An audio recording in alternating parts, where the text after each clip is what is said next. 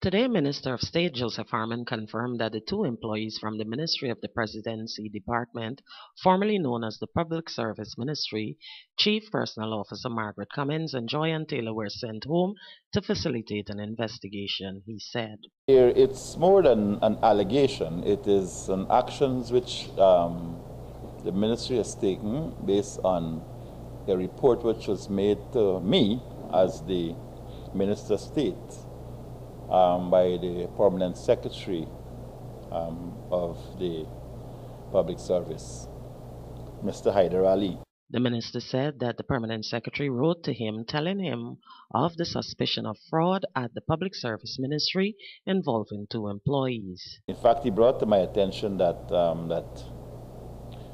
there were some documents which had been sent to the Guyana Revenue Authority, purportedly signed by him or under his letterhead, but signed by someone else, and that he had no knowledge of this transaction.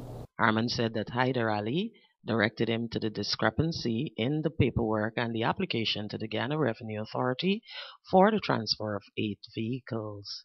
He sent me a bundle of documents which included a document from the Guyana Revenue Authority which showed that there was an application to transfer these vehicles, and these vehicles had belonged to the state, to some private individuals.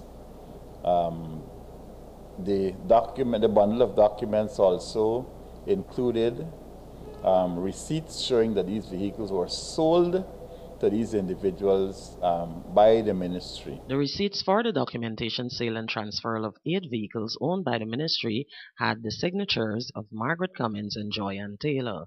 Signatures for the payment for state assets came from the former minister Jennifer Westford, Gary Beaton, a close associate of the former minister, one Wayne Walker, one Delroy Lewis, and one Osbert McPherson.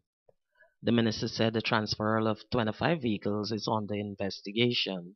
In the second week of this administration, I did make a statement to the effect that on 2 days in May, that at least 28 vehicles were transferred from the government of Guyana to private individuals.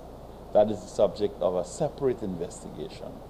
Because what we're getting now, we're getting reports of many other assets belonging to the state that's transferred to private individuals. Harmon urged those in possession of state assets to return these before criminal proceedings are instituted. The State Asset Recovery Unit will soon be starting its work, and therefore, as a sort of if I might call it, an amnesty of sorts, people who have actually are in possession of assets that belong to the state should quietly bring them back to the state, bring them back to the ministries from whence they came, or bring them to the Ministry of the Presidency. For Prime News, Nicole Telford.